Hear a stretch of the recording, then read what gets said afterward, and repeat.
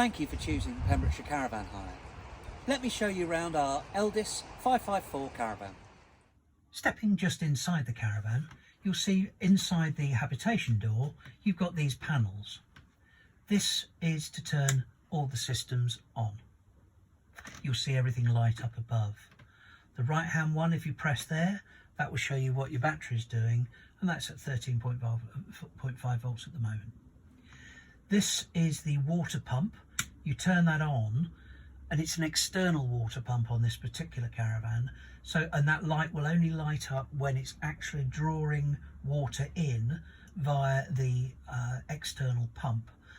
And then the light will automatically turn back out again. It won't go on until you actually draw water. Turning that back off. Above here, let's press the menu button, and you see 4 different settings. The top one here, you can see it says 5 degrees. That is the temperature, that is the heating inside the caravan. I've just turned that up to 7.5. So you set that up to whatever desired temperature you want, if it's 18 or 19 or 20 degrees, and the wet heating system will just simply do the rest for you. It'll be very, very quiet, but it will heat the caravan to that temperature. Turning it back down again, just so it doesn't come on. There. The next one is the hot water. You see at the moment the settings in the middle. Press the plus button, and that will then go up. That will get you to the full temperature, full water temperature, and when it gets up to full temperature, that will just drop back down to the middle again, to that position. The next one you can see here is the electric supply. At the moment it says off. That says now 1 kilowatt. Press it again a couple of times, you can go up to 3 kilowatts. If you're on a very modern caravan site and you've got a really good 16 amp supply there, you can get it up to 3 kilowatts and everything works just that little bit quicker. On many campsites though, there isn't sufficient electric supply into it to operate on more than 1 kilowatt. What tends to happen is the trip switches outside will tend to go, not in the caravan can cope, there may not be enough electric supply to go right the way round. So leave that on 1 kilowatt if it's a slightly older system. The bottom one is the gas supply. At the moment it says off. Press it to on, the green light will come on, and your heating and hot water will be working off the gas. Turn that back off.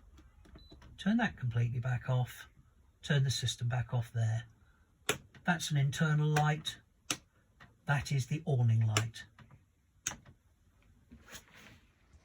I'm now sat in the very comfortable front lounge of the Elddis 554.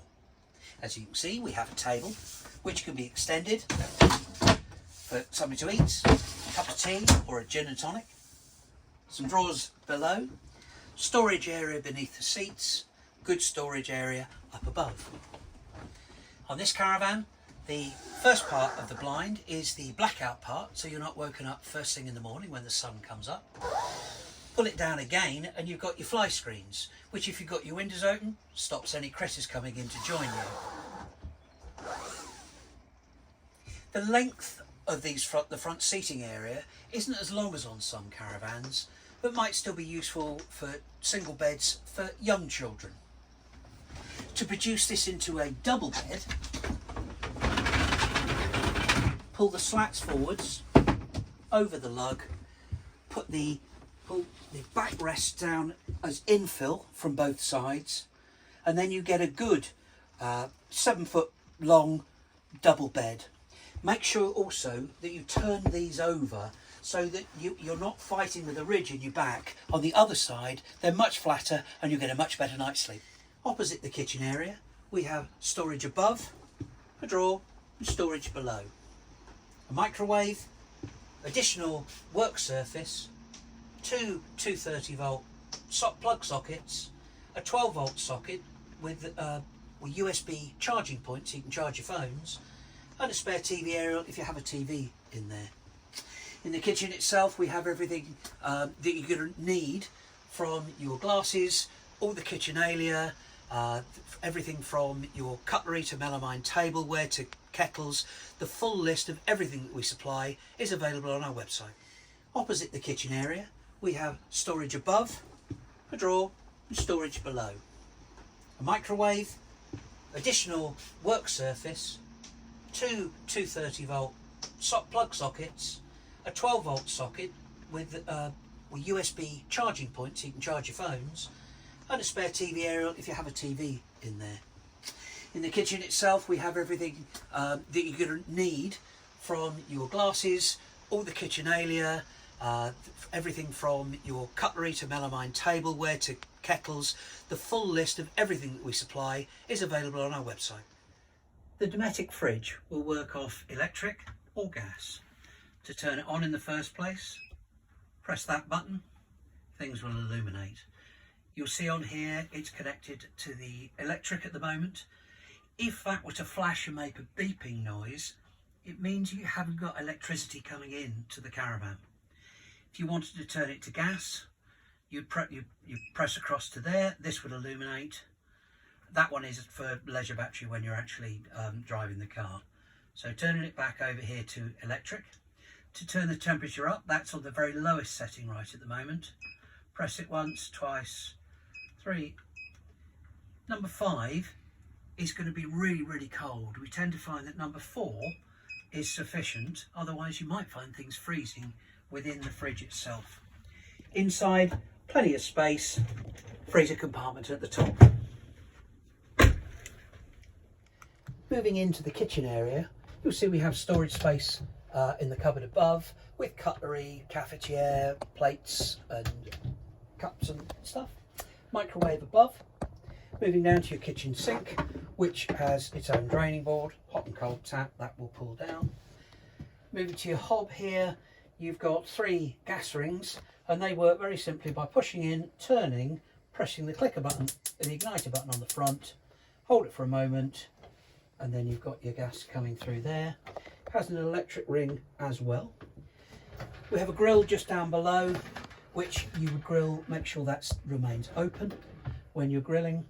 Oven below that, and below there, pots and pans, in case you want to make some culinary delights. Down here you have kitchen towel, dustpan and brush, and some more utensils down in there. There are wardrobes either side of the transverse bed with drawers down beneath. Inside here, plenty of hanging space. And there is a table in here which we typically use out in the awning, but can be used in the front lounge area to eat from. Also in there is the Elddis wet central heating system. Storage up above, television opposite, and the transverse bed can be lifted very easily from the bottom. It's on pistons, ever so light, and you can see below it at the moment we've got 4 chairs that we use out in the awning, vacuum cleaner, rotary airer and some pegs. But once that's out in the awning, you have a huge amount of storage space for anything that you brought along. During the day we keep the bed like this, so it's nice and easy to walk past. But in the evening you simply extend the bed out, put the infill at the back, and then you'll have a full length double bed. At the side of the bed there's a long mirror, and conveniently situated just below that on the base of the bed is a 230 volt socket, which is ideal for using with a hairdryer. The sliding door leads through to the bathroom. The Thetford toilet has a movable top which can be swiveled out of the way for storage or around for a more comfortable seating position. Lifting the lid and the toilet seat, I can now look down to the bottom of the toilet where is a flap which leads down into the toilet cassette down below. To let everything out of the toilet into that toilet cassette below, if I look at the front of the toilet itself, you'll see a grey handle here. If you move that gently across to the right hand side, that will automatically open the flap and let everything fall out into the toilet cassette. Make sure you don't jar that handle across too much. If it's pushed too hard, I've seen it where it jumps out of the plastic cog mechanism and the flap won't operate or work properly from then on.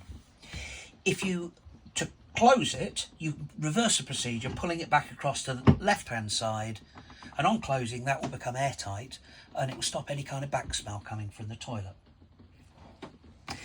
To encourage everything down the toilet, we have a flush mechanism up here. By pressing that will produce water which will come round into the toilet and a pink deodorising chemical. Once that's in there, open the flap, everything can drop down inside and can be stored away.